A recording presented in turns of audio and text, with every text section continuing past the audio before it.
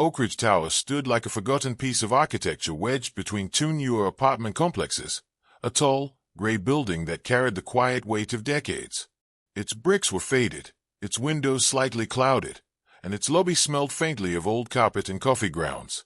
People walked past it every day without paying much attention, and for the most part, the residents preferred it that way. It was a place where anonymity was easy, a place where you could live for years and never learn your neighbor's name. Life inside Oak Ridge moved slowly, predictably, and almost stubbornly dull. That was until the night everything changed. And for many, that night would remain etched in their memories as the moment Oak Ridge Towers stopped being just a building and became something far darker. On March 18th, 29-year-old Emily Hargrove approached the lobby doors, pushing them open with her shoulder as she balanced a take-out bag and her worn brown purse. She looked exhausted, her hair slightly messy from a long shift she had just finished at the Sunshine Diner 3 blocks away. Emily was known for being dependable, friendly, and always willing to help an elderly customer reach for something on the menu board. Her coworkers said she had a soft laugh that made people smile and a habit of tucking her hair behind her whenever she was nervous. But what people remembered most clearly was how tired she looked that night, rubbing her eyes as if she could barely keep them open. The lobby camera recorded her entrance at 10:41 p.m., the timestamp glowing in the bottom corner of the grainy footage. Outside, the wind pushed against the glass doors, rattling them slightly. Emily made her way across the lobby slowly, her steps dragging a bit as she headed toward the elevator. She pressed the call button with a sigh, shifting the weight of her bag to her other hand. The elevator doors opened with their usual sluggish delay, squeaking slightly as if protesting the late hour. Emily stepped inside without hesitation. She was comfortable in this routine. She had taken this elevator nearly every night for the past 3 years. Inside the elevator, the camera caught her pressing the number 9, her destination on the top floor where she lived alone in apartment 903. As the doors began to shut, Emily blinked slowly, leaning her shoulder against the back wall of the elevator. She didn't appear stressed or anxious, just tired and ready for bed. The doors closed at 10:42 p.m., and from that moment on, Emily Hargrove was never seen again. It took until the following morning for anyone to realize something strange had happened. At around 6:30 a.m., the building manager, Harold Collins, received several complaints from tenants about the elevator not responding. Some said it wouldn't come when called. Others said the floors didn't light up when they pressed the buttons. For most buildings, this wouldn't have been alarming. Elevators malfunction. But for Oak Ridge Towers, the elevator going out was unusual. Harold prided himself on keeping the old building running smoothly, and despite its age, the elevator rarely caused problems. Harold, a man in his late 50s with thinning hair and a habit of muttering to himself, grabbed his master keys and made his way to the lower levels. He expected to find the elevator car stuck somewhere between floors, like any other minor issue. But when he pried open the outer shaft door between the 4th and 5th floors, he found the elevator car sitting motionless exactly where the system indicated. What bothered him wasn't that it was stuck. It was that it was completely empty. He stood there for several minutes, staring into the dim interior of the elevator car, his confusion growing with every passing second. He checked the logs. The last recorded use of the elevator was Emily's ride to the 9th floor. But according to the system, the elevator never reached the 9th floor. It moved a few inches, then stopped. No error message, no alert, no record of a malfunction severe enough to trap a passenger. It simply froze. Harold's confusion turned to unease when he reviewed the security footage. Emily clearly stepped into the elevator. The doors closed behind her. The light for the 9th floor lit up briefly. Then the footage glitched for a fraction of a second. Not enough to raise suspicion by itself, but enough to distort the image slightly. When the video came back into focus, the elevator was still there, and the doors were still closed. But when it eventually reopened, without arriving on any floor, Emily was gone. Harold played the footage again, and again. Each time, the same unsettling truth revealed itself. Emily entered the elevator, but she never exited. There was no footage of her leaving the elevator on any floor. There was no footage of anyone else entering. There was no footage of an emergency stop. It was as if she had walked inside and vanished in the blink of an eye. By midday, panic began to trickle through the building. Emily's best friend, a neighbor named Mia from apartment 907, knocked on Harold's office door, worried because Emily hadn't texted her back since the previous evening. That wasn't normal. Emily always checked in, especially after late shifts. Mia insisted that something was wrong, and the moment Harold showed her the elevator footage, she burst into tears. The police were contacted, and soon Oak Ridge Towers became the center of a full-scale missing person investigation. Residents whispered to each other in the hallways, staring suspiciously at the elevator doors whenever they passed by. Some refused to use it at all, choosing instead to climb the stairs no matter how many flights they had to face. Others claimed they heard odd noises in the night, clanking sounds, faint echoes, or the soft hum of machinery when the elevator wasn't even running. For Detective Marcus Hale, the lead investigator assigned to the case, the situation felt like stepping into a puzzle with half the pieces missing. He watched the footage multiple times, slowing it down, pausing it frame by frame, looking for anything, any detail at all, that could explain what happened to Emily. But each viewing left him more unsettled. There was nothing normal about what he saw. People didn't just disappear inside elevators. The simple act of stepping into the elevator, something Emily had done hundreds of times before, had become the final known moment of her life. The short ride she expected to take, just 9 floors up, became a silent, eerie journey into the unknown. And for everyone living inside Oak Ridge Towers, the question began to whisper through their minds late at night as they tried to fall asleep. If Emily vanished so easily, without a single trace, without a sound, without even a malfunction alert, what else could be lurking behind the elevator doors? What could have taken her in the span of a heartbeat? No one knew it yet, but this was only the beginning of a mystery that would expose secrets buried deep within the walls of Oak Ridge Towers. Secrets that would transform an ordinary building into the center of one of the strangest investigations the city had ever seen. And it all began with a single elevator ride that never reached the lobby. Detective Marcus Hale arrived at Oak Ridge Towers with the quiet confidence of someone who had solved difficult cases before. But as he stepped into the building's cramped lobby that morning, he sensed something different in the air. It wasn't panic exactly, but a thick, unsettled tension that clung to the walls.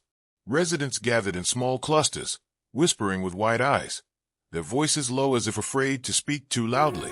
Hale had handled missing person cases many times, but the expression on the building manager's face told him this wasn't a typical report. Harold Collins wasn't just worried, he was shaken. Hale followed him into the security room, a tiny, cluttered space filled with old monitors stacked on metal shelves. Some screens flickered, others displayed static, and a few showed blurry black and white footage of hallways and entrances. Harold replayed the recording from the previous night, explaining everything he had discovered. Hale leaned forward, elbows on his knees, eyes locked on the screen. The footage began with Emily stepping into the building.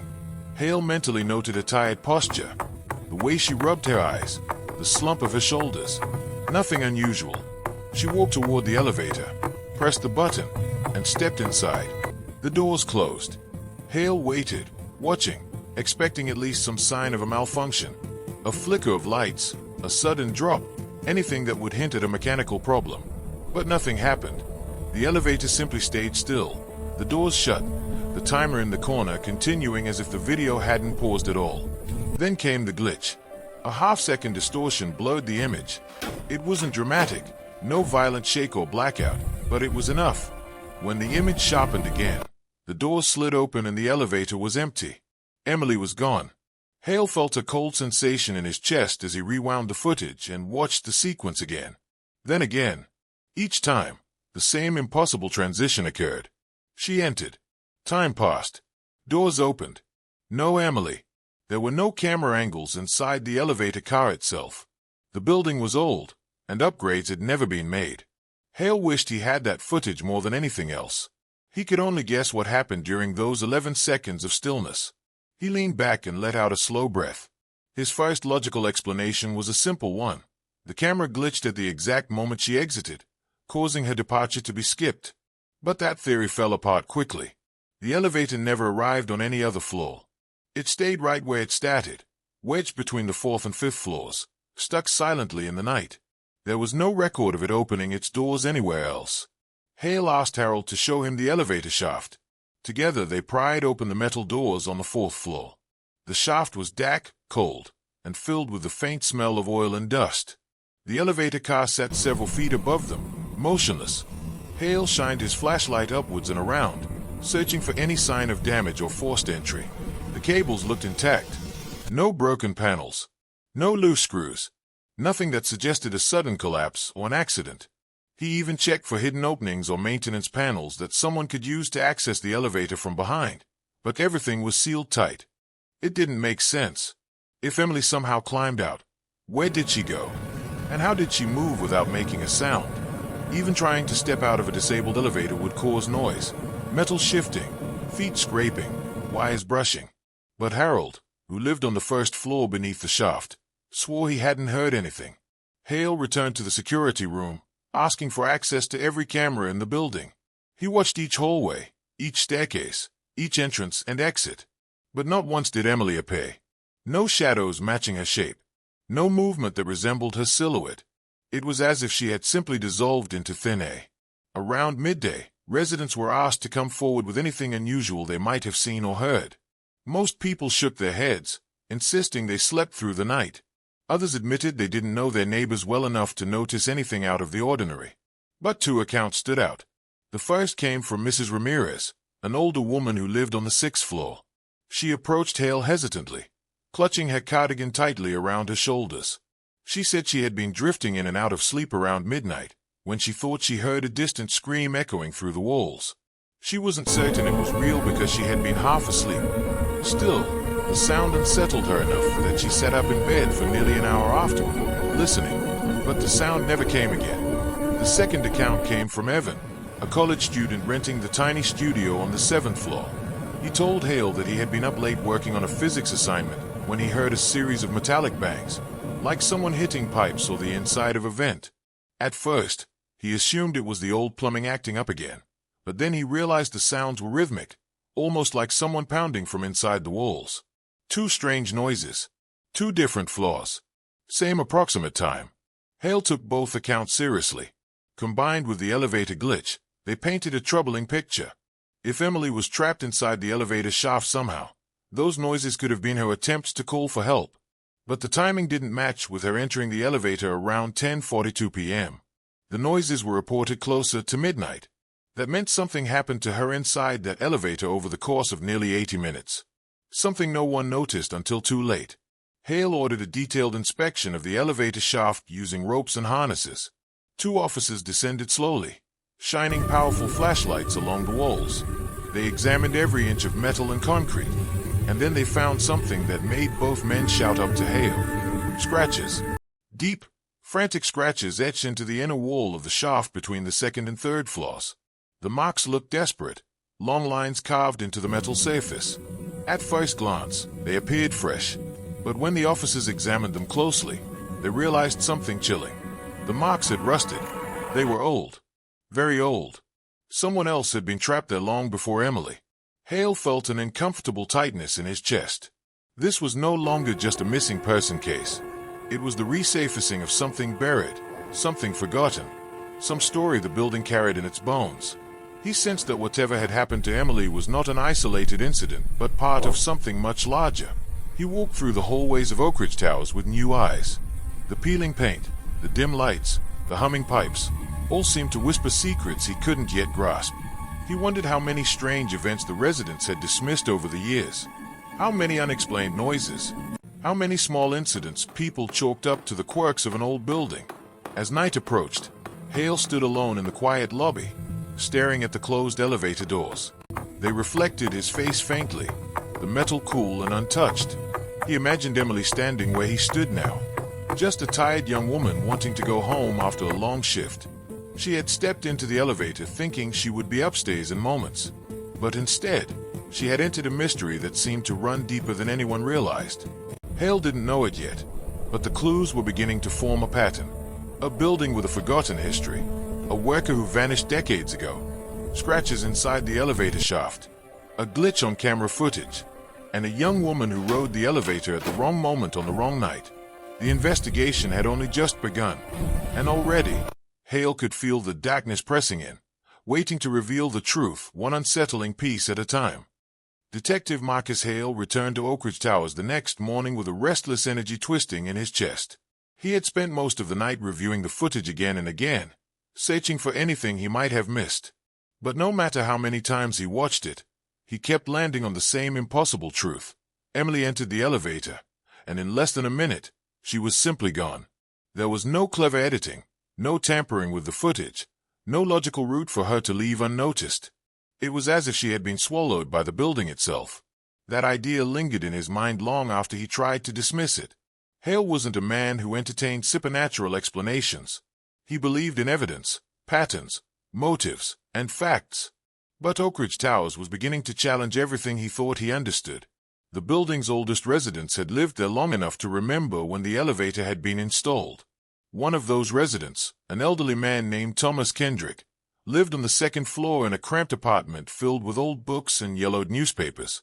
When Hale knocked on his door, Thomas answered slowly, leaning heavily on a wooden cane. His eyes were sharp, there, and Hale sensed immediately that the man knew more than he let on. Thomas invited him in, motioning toward a sagging armchair.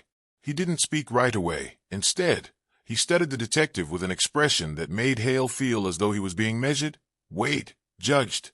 Finally, Thomas exhaled and said he had been expecting someone to come.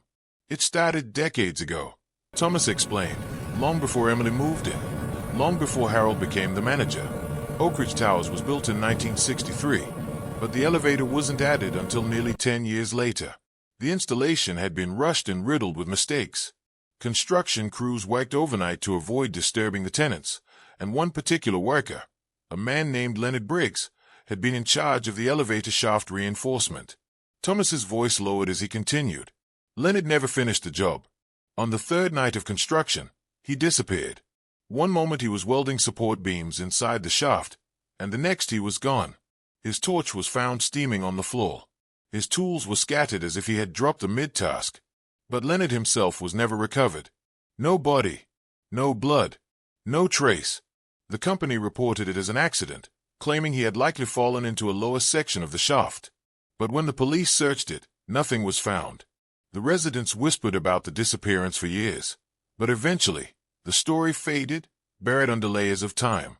The building aged, people moved on, and the memory of Leonard Briggs became nothing more than a rumor told by those who liked unsettling tales. As Thomas spoke, Hale felt a shiver run along the back of his neck. He asked the old man why he never reported this during the initial interviews. Thomas gave him a small, humorless smile. No one had asked him directly, he said, and the story always sounded like nonsense to those who didn't live through it. Still, the implications weighed heavily on Hale. 2 disappearances, decades apart, both connected to the same elevator. It wasn't proof of anything yet, but it was enough to make him reconsider every possibility.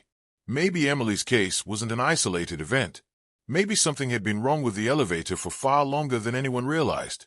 After leaving Thomas's apartment, Hale walked through the building with new attention to detail. The walls seemed thicker here than most residential buildings. The hallways were narrower. Pipes ran in strange directions. The more he noticed, the more he sensed that the building had been altered over time, as if someone had tried to hide or reinforce certain sections. He returned to the elevator shaft, determined to understand its structure more fully. This time, he brought a professional structural engineer named Dr. Lena Porter. She was a precise woman, calm and analytical, with a mind that could pick apart any mechanical system. Together they examined the shaft from top to bottom. Lena pointed out several unusual modifications, including reinforced plating welded over older sections. When Hale asked why someone would cover the original metal, Lena frowned and said it might have been done to conceal corrosion or structural weakness. But she also noted something more disturbing. The welds were sloppy, inconsistent, and clearly done by someone who wasn't trained. Hale's thoughts immediately went to Leonard Briggs. Had he tried to reinforce something before he vanished? Or had someone sealed parts of the shaft after his disappearance? They continued examining the shaft until Lena stopped abruptly, her flashlight shining on something etched into the metal near the lower section. It was a series of lines carved into the surface, similar to the scratches found earlier, but these seemed deliberate, almost like someone trying to communicate rather than escape. At first glance, the markings looked random, but the longer Hale stared, the more he realized they formed a pattern. Straight lines, slanted lines, grouped and spaced like some kind of code or tally system. Lena took photos and promised to analyze them. Hale felt uneasy, as if he had stumbled onto something meant to remain hidden. As they ascended back to the lobby, he couldn't shake the feeling that the building was watching them. Every creak, every distant clang, Every echoing footstep felt amplified. Later that afternoon, Hale met again with Mia, Emily's close friend. She was visibly exhausted, her eyes swollen from crying. She told Hale that Emily had recently mentioned strange occurrences in the building. Late-night noises, flickering lights in the hallway, odd vibrations in the floor near the elevator. Emily had even joked that the elevator made her uneasy sometimes, though she never said why. Mia hesitated before revealing the final detail. 2 days before Emily disappeared, she received a strange note slipped under her door. It was a torn piece of paper with a single sentence written in rushed handwriting. "Don't ride the elevator after dark." There was no name, no explanation. Hale felt a cold weight settle in his stomach. Someone had known something was wrong. Someone had tried to warn Emily. Someone inside the building had been afraid enough to send a cryptic message, but not brave enough to reveal themselves. He asked Mia if she still had the note. She nodded and handed it to him, her hands trembling. The writing was jagged, uneven, as if done by someone in a hurry. He stared at it for a long moment before folding it carefully and placing it into an evidence bag. As twilight began to settle outside, Hale walked through the lobby again, listening to the muffled sounds of the building. A soft hum filled the air, the familiar drone of old wiring and mechanical systems. But beneath that hum, Hale sensed something else. A faint, rhythmic vibration that seemed to pulse through the walls. It grew slightly stronger the closer he stepped toward the elevator doors. He stood in front of them, his reflection staring back at him in the brushed metal. For a brief second, he imagined the doors sliding open on their own, revealing the empty car where Emily had vanished. He imagined stepping inside and feeling the temperature drop, hearing the whispering creak of cables that seemed far too old to be trusted. The thought sent a chill through him. He turned and walked away, but something unusual caught his eye as he did. A small, faint smear on the floor near the elevator threshold. A dark mark, almost invisible unless the light hit it just right. Hale crouched to examine it. It wasn't dirt or rust. It was something thicker. He touched it with a gloved hand and felt the texture shift beneath his skin. It was old, dried blood. The walls of Oak Ridge Towers held secrets far older than Emily's disappearance. But Hale was finally beginning to understand one thing with unsettling clarity. The elevator was not malfunctioning. It was hungry. Detective Mara Lisson had seen many strange cases in her 15 years with the Metropolitan Police, but nothing felt as unnerving as what unfolded on her computer screen that morning. She had spent the entire night reviewing slowed-down versions of the hidden footage Quinn had uncovered from the service panel above the elevator car. The quality was grainy, the angle unsteady, but the moment that haunted her was unmistakable. Claire Haldane was alone, swaying slightly as the elevator descended, her expression calm but tired. Then, midway between the 6th and 4th floor, the lights flickered. Claire's face lifted toward the ceiling, as though she heard something above her. And then she vanished. Not stepped aside, not fell, not jerked away. She simply disappeared in the space of a single flicker of darkness. The frame went from showing Claire to showing an empty elevator. Mara had replayed it at least 40 times, searching for any sign of tampering, any digital artifact, any camera glitch. But the footage was analog, recorded by a sensor that shouldn't have even existed. Quinn insisted no one in the building installed it. The timestamp matched perfectly with the building's main CCTV logs. If it was edited, whoever did it would need a level of access and skill far beyond the tenants of a decaying apartment building. But more than the footage, something else captured her attention. In the corner of the frame, right before Claire vanished, a thin line of light appeared behind her, just above the elevator floor. It lasted for half a second, like a crack in reality opening and closing, or like a door behind her had been pulled shut. Yet there was no door. The elevator walls were solid metal. There were no hidden compartments, no emergency exits inside the car beyond the hatch in the ceiling. It made no logical sense, and that was exactly what unsettled Mara the most. By early afternoon, she had made up her mind. She contacted the building's supervisor, Mr. Gaines, who reluctantly allowed her to access the elevator control room in the basement. The room was cramped and damp, filled with humming machinery and a faint smell of rust. Quinn joined her, carrying a backpack of tools and a laptop. Gaines insisted everything was up to code, but Mara could see the nervous twitch in his hands as he spoke. Some part of him knew more than he admitted, but she let it slide for the moment. The elevator controls were decades old, patched together over years with mismatched parts. Quinn immediately commented that a system this outdated shouldn't be capable of recording any hidden footage at all. As Quinn worked through tangled wires and dusty panels, Mara scanned the maintenance logs pinned to the wall. Most entries were routine, scribbled check marks and dates. But one entry from earlier that year stood out, marked only with a set of initials, C.H. Claire Haldane. The notes were vague, mentioning an inspection she was never officially hired to conduct.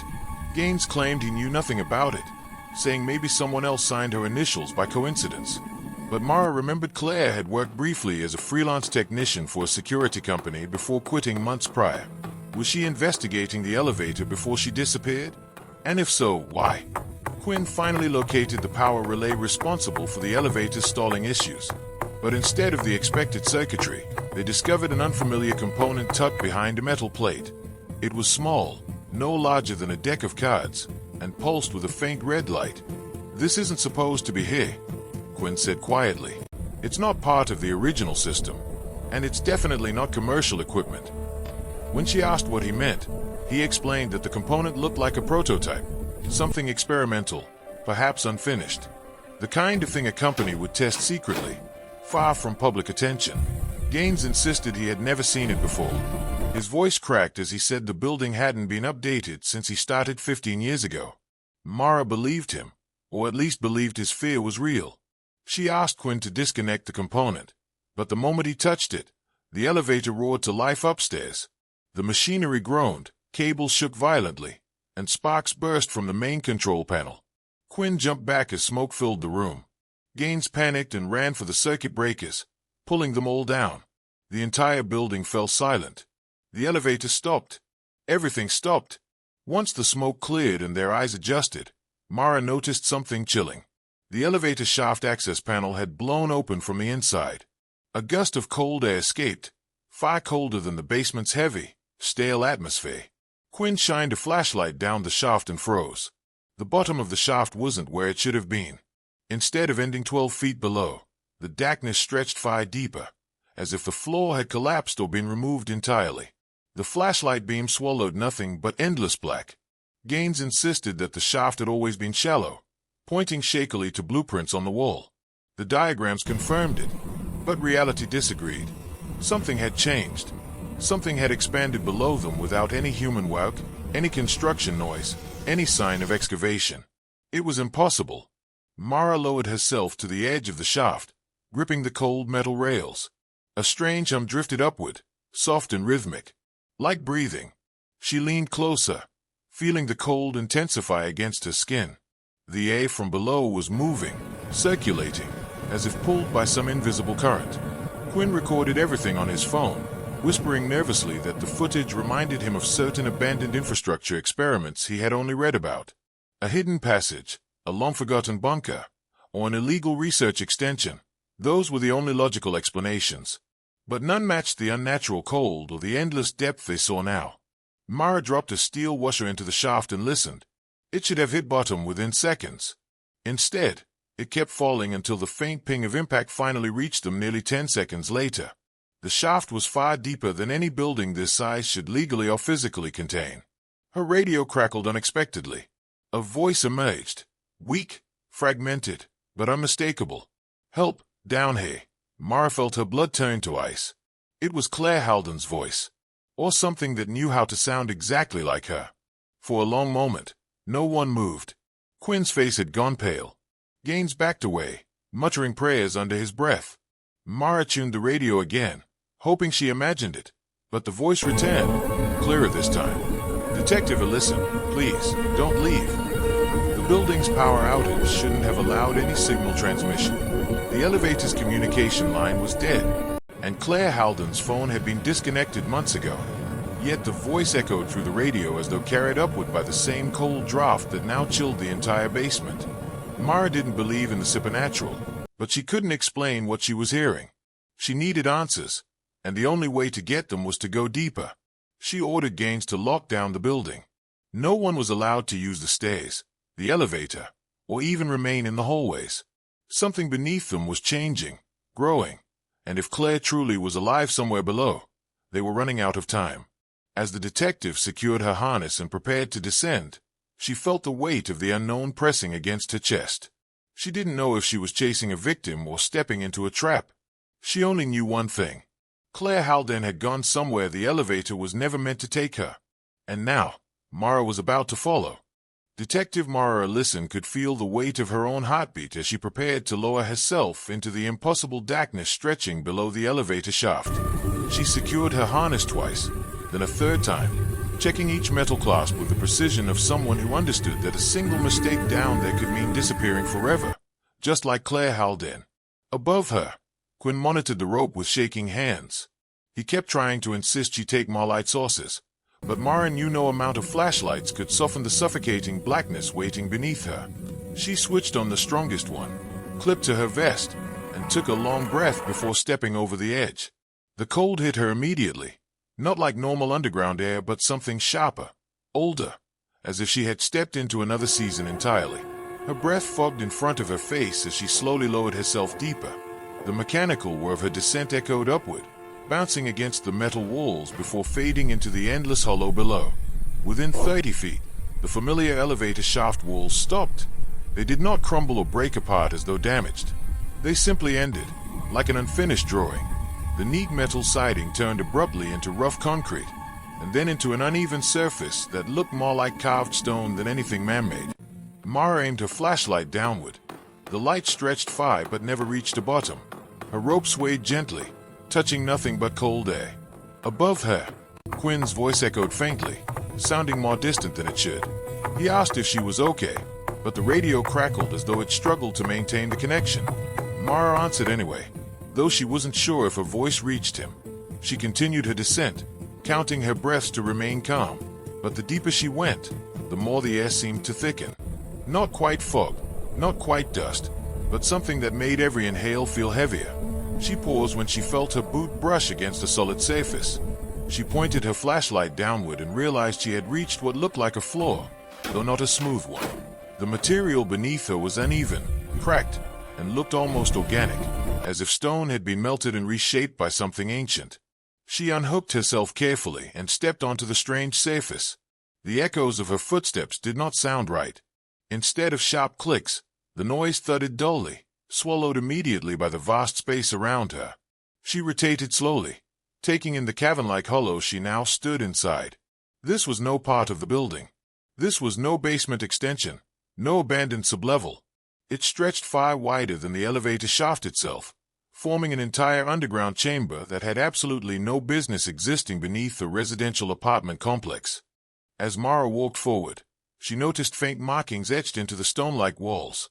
They weren't letters, nor symbols she recognized, but patterns that curled and intersected like a labyrinth. Her flashlight beam traced the lines, and for a moment she could have sworn the markings reacted, darkening as the light passed over them. She blinked, unsure if her tired mind was tricking her. The floor sloped gently downward, leading her toward a darker section where the cold grew even more aggressive. Her skin prickled beneath her coat. For a moment, she considered turning back, but then the radio crackled again, and a weak voice whispered her name. It was Claire. She didn't say help this time. She simply said, "I'm here," in a tone that felt both close and impossibly far away. Mara tightened her grip on the flashlight and moved toward the sound. Each step echoed strangely, as though the chamber rearranged itself around her. Suddenly, she spotted something on the ground ahead. A silver bracelet, half covered in dust. She recognized it immediately from Claire's missing person report. Mara crouched and picked it up, brushing it clean. It was real, and it had been here a long time, far longer than anyone could survive underground. The realization sent a chill through her spine. She lifted the bracelet to her radio, telling Quinn she had found something, but the radio only spat static. She decided to continue deeper, following a faint glow coming from a narrow opening in the wall. It pulsed steadily, like a slow heartbeat. Mara squeezed through the gap, her flashlight beam trembling as she entered a smaller chamber. The pulsing light came from a panel embedded in the wall, similar in design to the experimental component Quinn had found upstairs in the control room. But this one was larger, built directly into the stone, humming faintly with power. Cables snaked into the walls, disappearing into the dark like roots. The screen displayed no text, only a single wavering line that rose and fell in sync with the light's pulse. As Mara approached, the line split into two, then three, forming a strange waveform. Then, slowly, it began forming a pattern she recognized. A heartbeat. Claire Halden's heartbeat. Mara had seen her medical file. Claire's resting rhythm had a distinctive irregularity. This was the same. It grew stronger, brighter, pulsing through the chamber until Mara felt her own heart sinking with it. The floor trembled softly beneath her, as if something stared below. Suddenly, the panel flickered and shifted to a different image. A blurry silhouette of a woman standing in what looked like the elevator car. Claire. Her features were indistinct, washed out by interference, but her posture was unmistakable. She stood still for several seconds, then lifted her head slowly. Her face leaned closer to the camera until her features sharpened. Her eyes were open wide, filled with something like fear mixed with resignation. Mara whispered Claire's name without thinking. The silhouette on the screen reacted sharply, jerking its head as though hearing her. The lights around the panel dimmed, and the floor trembled again, this time more violently. Mara backed away instinctively. The chamber lights blinked once, then twice. When they returned, the silhouette was gone. The panel was blank.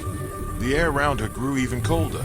She turned to leave, but as she reached the narrow opening, she heard a soft, trembling sound behind her. Breathing. Not her own. Something else was in the chamber. She spun around, raising her flashlight. The beam landed on a figure crouched near the wall. A woman. Thin, pale, dirt covering her clothes. Claire Halden. She was alive. Mara felt a rush of relief and disbelief at the same time.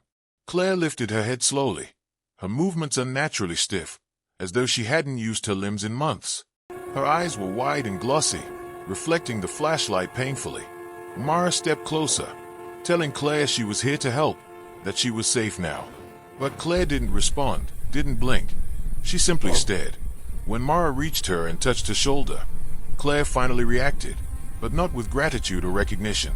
She flinched violently, scrambling backward with a desperate, animalistic motion. Her voice came out in a hoarse, broken whisper as she repeated one phrase over and over. "Don't go up. Don't go up. Don't go up." Mara tried calming her, assuring her they would leave together, but Claire shook her head rapidly, her teeth chattering from the cold that seemed to radiate from her skin.